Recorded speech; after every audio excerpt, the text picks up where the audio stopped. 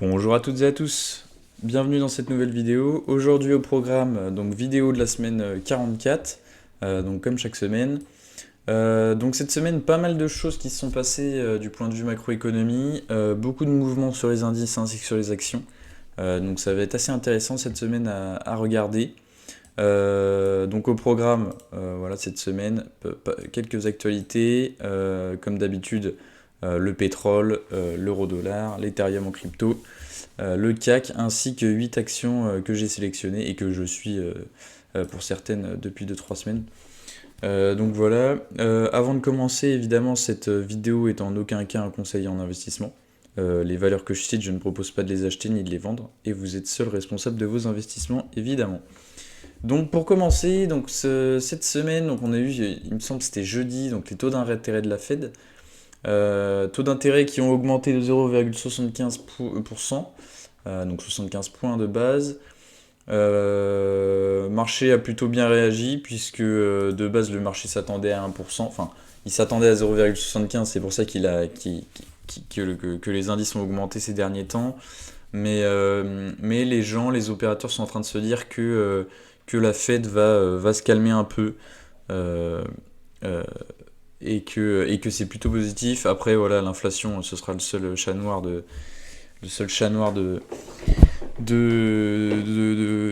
chiffres macroéconomiques, mais pour l'instant, c'est bien.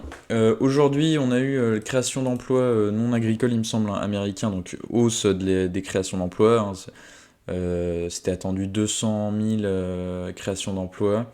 On a eu 262 000, il me semble. Donc c'est quand même bien plus. Donc c'est plutôt très positif.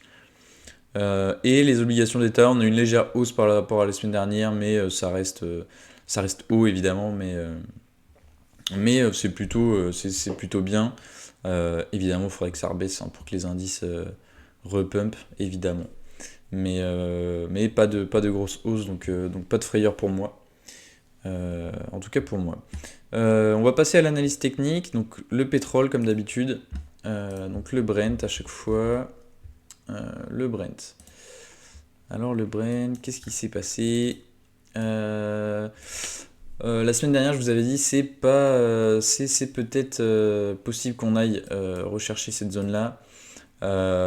Cette zone-là, par contre, aujourd'hui, on n'est pas. Aujourd'hui, là, le Brent est à plus 4%, hein. Donc, on est en train de le dépasser. On arrive au-dessus du biseau descendant. Donc là, évidemment, là, j'ai que les chiffres d'aujourd'hui, de jeudi, pardon, parce que le Brent, enfin, le Forex ferme à minuit. Mais donc là, a priori, on doit être ouais, dans cette zone-là, ici. On est à plus 4%, hein, il me semble, donc par rapport à hier, c'est possible qu'on clôture au-dessus du biseau descendant. J'espère qu'on va pas le casser vers le haut, parce que sinon, on va morfler à la pompe.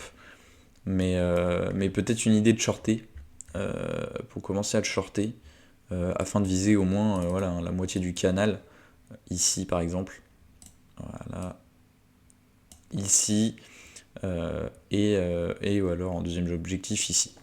Donc le Brent, pas mal de hausse, on a cassé cette résistance, pardon. Donc ça fait plusieurs semaines hein, qu'on monte comme ça. Et puis là on arrive en haut du biseau, donc attention quand même. Attention au haut du biseau, on va voir ça cette semaine, la semaine prochaine. Personnellement je regarderai quand même demain ce qui va se passer, mais enfin graphiquement je veux dire. Mais ouais, donc attention au Brent. Le pétrole, l'euro-dollar, pardon, on est en train de faire un beau pullback. Beau pullback, puisque c'était hier. Là, l'euro-dollar, à l'heure où je vous parle, on est à plus 1,83, il me semble, hein, quand j'ai regardé la dernière fois. Donc on est rendu là, donc très beau pullback. Là, on a fait un beau double top. Je sais pas si je l'avais dit, jeudi, mais oui, donc on avait fait un beau double top mercredi, jeudi de la semaine dernière. Revenu redescendre, on est revenu tester le haut du canal, l'ancien canal, j'ai envie de dire maintenant, hein, j'espère pas qu'on va le réintégrer. Mais donc on a fait un beau pullback, et là aujourd'hui, donc à voir à minuit évidemment, hein, mais a priori on devrait être entre voilà, plus, je sais pas, plus 1,50 et plus 2. Donc a priori plutôt positif pour nous, on est près de la parité, donc c'est plutôt positif hein, quand même pour nous Européens. Ensuite l'Ethereum. Alors l'Ethereum, je sais qu'aujourd'hui ça a bien pumpé. À l'heure où on se parle, on était à plus 7%. Donc là, on vient tatiller les hauts, les points hauts, donc ceux-là. Ce qu'il faudrait, c'est dépasser, voilà, c'est les 1663 pour ensuite aller viser ici, voilà, comme objectif, le double top qu'on avait là, les 1788, ce qui nous ferait une belle poussée de 7%. Donc, avis aux amateurs de crypto, attendez ce dépassement-là, donc des 1664, pour aller viser au moins les 1680, les 1788, pardon. Puis après, hein, pareil, hein, les tops, voilà, on a ceux-là, ouais, ceux-là. Puis bon, après, voilà, hein, pour l'instant, on en est là, mais on a eu cette belle congestion et là ce pump, donc c'est plutôt propre. Donc je vous dis là, hein, l'Ether là, il était ici, je crois, hein, quand j'ai regardé, donc on est à 1640, donc à voir par la suite, à voir ce week-end ce qui va se passer aussi, mais, euh, mais plutôt bien, hein, je vous l'avais mis, on avait une diminution des volumes, et là les volumes sont repartis avec une sortie du canal vers le haut, donc à la hausse. Donc c'est plutôt bien pour mes amis amateurs de crypto. On va passer au CAC. Alors le CAC pareil, hein, très positif. Donc je ne vais pas revenir en détail sur tout l'historique de mes tracés, etc. Évidemment. Mais donc voilà. Donc la semaine dernière, on était 1, 2, 3, 4, 5, tac. La semaine dernière, on était là. On a pris encore 2,30. Et moi j'avais dit, voilà, cette zone-là, je ne l'aime pas trop, parce qu'on avait eu un gap à la baisse, on n'est même pas venu le fermer en plus. Voilà, donc là voilà, il nous manque ça de gap à la baisse à venir combler. On est venu ouvrir, on a ouvert un gap à la hausse, voilà. Donc voilà, plutôt positif.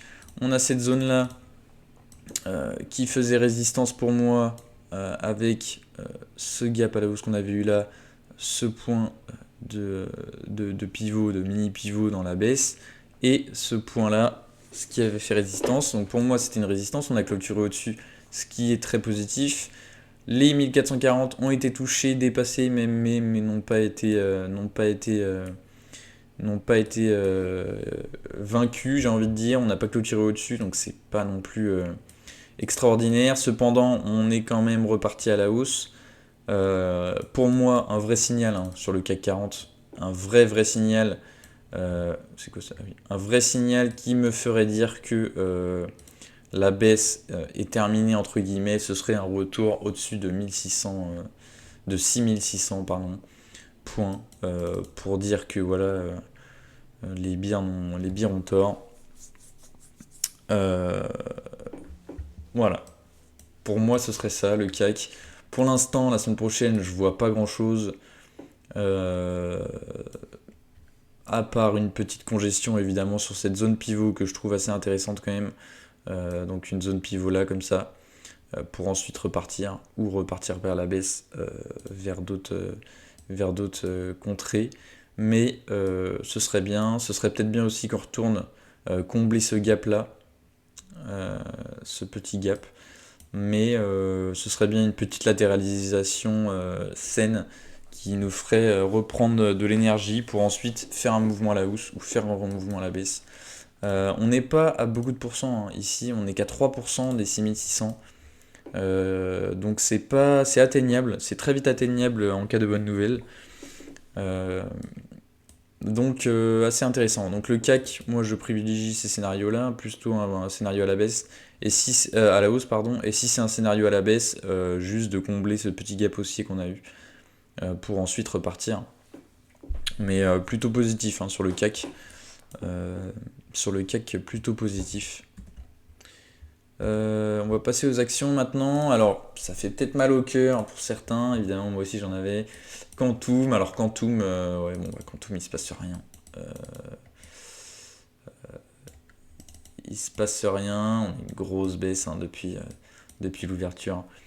Il se passe pas grand-chose. Il n'y a rien à faire. Il n'y a rien à faire. Voilà, grosse baisse. Voilà, il n'y a rien à faire. Même l'oblique du bas est pas très utilisable. Pour moi, Quantum, faut la garder. Demain, il me semble, il y a le congrès donc à Chicago. Donc ils sont en avant-première partie, toujours il me semble, hein, évidemment il me semble. Mais à voir si leur technologie est quand même intéressante ou pas. Si elle l'est, elle peut vite reprendre des points, hein, vite au moins aller à 1, voire à 0,50. Donc en fait, on croirait pas, hein, mais pour aller à 0,50, c'est assez énorme, hein. Alors attendez, parce que c'est vrai que du coup là, 0,50, on est déjà à 116%. Donc ceux qui veulent jouer un petit billet casino, vous pouvez y aller. Mais petite partie, attention, euh, attention aux nouvelles. Moi, je vais suivre assez de près quand même le congrès, ce qui va se passer, puisque je pense que ça peut être intéressant pour Quantum. Est-ce que leur technologie vaut quelque chose, vaut réellement quelque chose ou pas? Si elle vaut rien, l'action c'est terminé. Je vous le dis, c'est terminé. Moi je vais vendre direct. Mais si ça vaut quelque chose, voilà, peut-être à garder un peu pour revendre après, hein, évidemment. Mais voilà. Donc je l'ai mise vraiment Quantum pour Histoire 2 parce que j'en avais en portefeuille. Je la trouvais très intéressante. Moi, c'était les résultats qui me faisaient peur, hein, euh, il s'est avéré qu'ils étaient pourris, mais, euh, mais voilà. Donc ça, c'est la seule news. Voilà, moi personnellement, je garde Quantum pour ça. Et puis on verra bien. On a Reworld Media, donc que j'avais parlé. On avait cette belle tasse avec Hans, qui était franchement assez intéressante. Qu'est-ce qu'on a fait cette semaine? Cette semaine, on est venu casser ces niveaux-là et on est en train de vivoter autour de 5,35. Moi, je vous avais dit pourquoi pas prendre une louche la semaine dernière ici. J'en ai pas pris. Moi, je suis 100% investi, hein. Donc j'ai plus de liquidité. Mais voilà, bon, à voir ce que ça va faire. Là, je vous avoue que j'ai pas trop d'idées. Pour l'instant, moi, je resterai un peu à l'écart. Si vous avez pris une louche, c'est bien. Essayez de vendre voilà, au top, hein. Ça vous fait un petit 3-4%, c'est toujours ça. Mais là, j'ai pas trop d'idées. Il n'y a pas grand chose qui me vient en tête en voyant le graphe. Donc, si, à part une belle oblique qu'on a là, une belle oblique, donc pourquoi pas prendre une position si on dépasse l'oblique. Si on clôture au-dessus de l'oblique, pourquoi pas après repartir. Donc, si, petite oblique intéressante. Volume, pas beaucoup de volume, 100 000 euros, donc on fait attention aux tailles de position. Mais sinon on reste à l'écart, on fait attention et on regarde. On a Sodexo. Alors Sodexo, quand je vois là, plutôt positif. On est revenu combler le gap haussier, pardon. On a fait un pullback sur cette zone. Grosse zone, hein, je vous rappelle que je suivais. Voilà, on a eu voilà, ça date de 2021, donc on avait cette zone-là qui avait été travaillée à 3 reprises.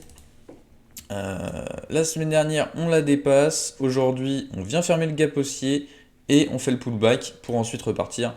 Et un indicateur qui me ferait dire d'acheter, ce serait le dépassement des 92,20.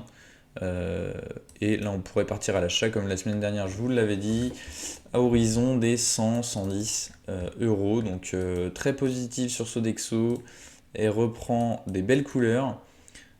Et donc voilà, hein, l'objectif déjà dans un premier temps, c'est les 102 qu'on a ici, hein, qu'on avait au petit pivot descendant là. Et puis après, voilà, c'est les 108. Et puis après, pourquoi pas évidemment les 120 en rêvant. Mais dans un premier temps, les 102, les 108. En fait, les tops, hein. Les tops, clairement, les 112 et les 123,45, 123,45, 123,60. Donc voilà, mais très positif sur Sodexo. Ça fait plaisir de voir une belle valeur fondamentalement bonne qui repart comme ça, c'est toujours agréable. Crossject, alors Crossject, moi je suis dedans, je la trouve très très très intéressante fondamentalement, et en plus graphiquement elle est assez cool, puisque moi sur mon graphe bourseau je la trouve très cool, parce qu'en fait elle fait des belles obliques, Et dès qu'il casse ses obliques, il repart. Donc ça, c'était à la hausse qu'on avait eu ces derniers temps. Cassure de l'oblique, hausse, cassure de l'oblique, hausse. Ici, on en a une autre. Tac, cassure de l'oblique, hausse. Et même des mini-congestions, hein, même des mini-obliques. Hein. Euh, pardon. Tac, cassure de l'oblique, hausse.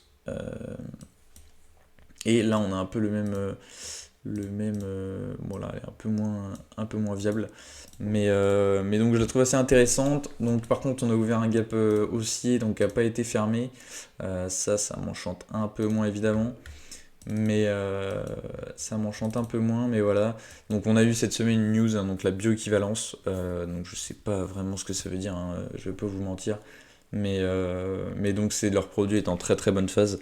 Donc ce qu'on attend évidemment c'est l'AMM, l'autorisation de mise sur le marché de leurs produits, et puis là après on peut aller très très haut. Donc c'est pas une incitation à l'achat, mais elle est très très très intéressante cet accès de boîte. Neoen. Alors Neoen, ça fait longtemps que j'en ai pas parlé. Il y a eu des bons chiffres, j'ai vu, donc c'était hier soir les chiffres de Neoen, donc très bons chiffres. On était revenu, je vous avais montré ce support que j'avais tracé bien avant. Je vous avais dit que ce serait pas impossible qu'on revienne dessus. Moi je pensais qu'on allait le casser. Et non, puisque ça fait 2 semaines que je ne l'ai pas vu. 1, 2, 3, 4, 5. 1, 2, 3, 4, 5. Ouais, on était ici. La dernière fois que je l'ai regardé, je vous avais dit. On est entre les deux. C'est fort probable que ça reparte à la baisse, puisque là on avait été encore une fois refoulé du range, enfin de l'ancien range. Donc voilà, aujourd'hui les chiffres, donc plus 4%, assez intéressant, 7 millions d'euros d'échangés, donc sympa, on a été refoulé par contre par les mêmes 50. Mais si on reste dans le range, pourquoi pas revenir. Euh, Moi le problème et le truc qui m'embête dans NeoN, c'est qu'en fait c'est les OCA qui à mon avis vont plomber qui l'ont déjà fait plomber hein, le cours. Mais c'est ça qui me gêne un peu, donc à voir par la suite, mais pour l'instant, pas grand chose à dire. J'attendrai la semaine prochaine. Si vous avez joué les résultats, évidemment, hein, c'est très bien. Enfin, c'est dangereux, mais c'est très bien.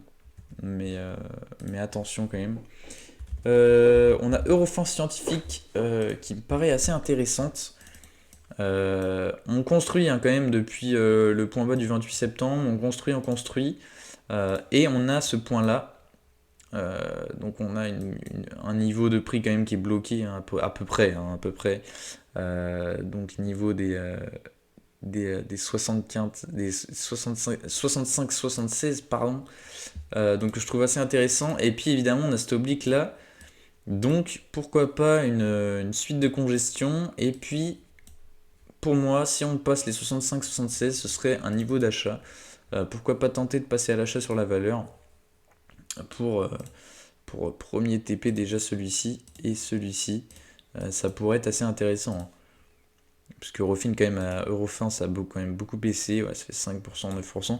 Eurofin ça a beaucoup baissé et fondamentalement c'est assez bon.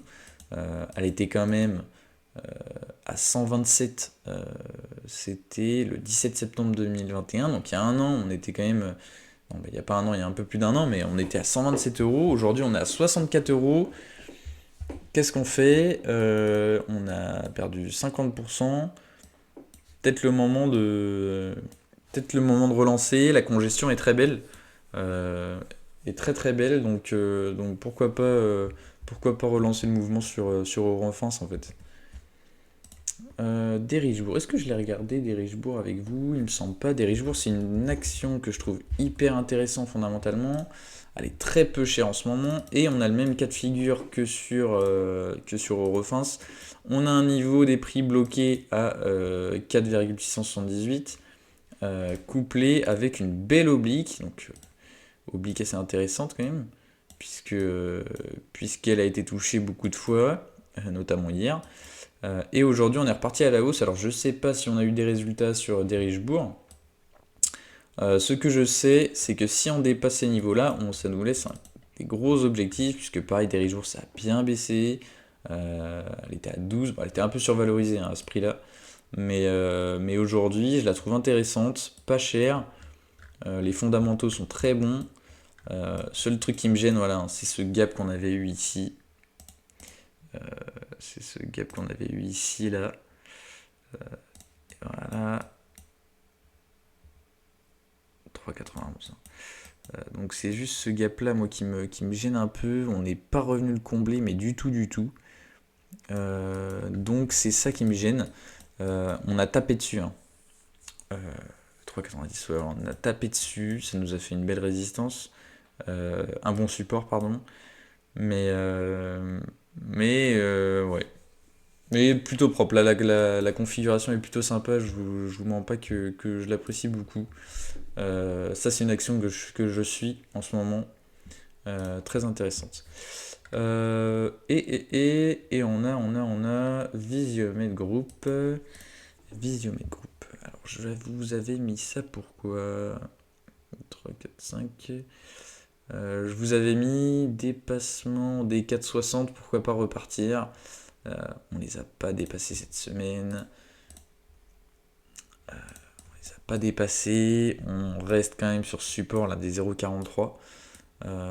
Mais pas foufou, hein. Pareil, beaucoup d'obliques sur Visiomède, que je trouve quand même sympa, hein. Les obliques de Visiomède sont assez cool quand même. Cependant, on lutte quand même dessus. Là, on est en dessous MM10 et MM20, en dessous MM50. C'est pas évident, pas évident. C'est possible qu'on vienne s'asseoir aussi sur ce support-là, hein, les 421. Pas évident. En tout cas, ce que je sais, c'est que sur des actions comme ça, dès qu'on casse les obliques, on a un petit potentiel qui se rouvre. Donc, en intraday ou même en journalier, pourquoi pas en profiter, étant donné que les rebonds à chaque fois en oblique, les sorties d'obliques sont quand même assez intéressants, quoi. Au plus haut, là, on a fait plus 23. Rien que le lendemain, on a fait plus 10. Donc assez cool. On peut noter aussi qu'on a une diminution des volumes, hein. Voilà, on peut quand même noter qu'on a une diminution des volumes depuis le top qu'on a eu là. Aujourd'hui, c'est que 240 000 euros d'échangés, donc c'est vraiment rien du tout. Sur une action qui s'est changée à 7 400 000 le 16 novembre. Donc on a une congestion, donc plutôt saine, hein, après une telle envolée, puisque Visiomètre Group, ça cotait même pas 10 centimes le 10 janvier 2022. Donc les gens qui sont dedans, ils sont quand même à plus 300% encore aujourd'hui. Donc c'est normal que ça congestionne, comme on avait eu ici, hein, une non-congestion. Mais voilà, donc moi plutôt jouer les obliques sur Visiomède, ça me paraît assez intéressant et assez concluant au vu de l'historique. Donc voilà, donc bah écoutez, c'est la fin de cette vidéo. J'espère qu'elle vous aura plu. N'hésitez pas à mettre un j'aime et vous abonner. Et je vous dis à la semaine prochaine. Allez, ciao!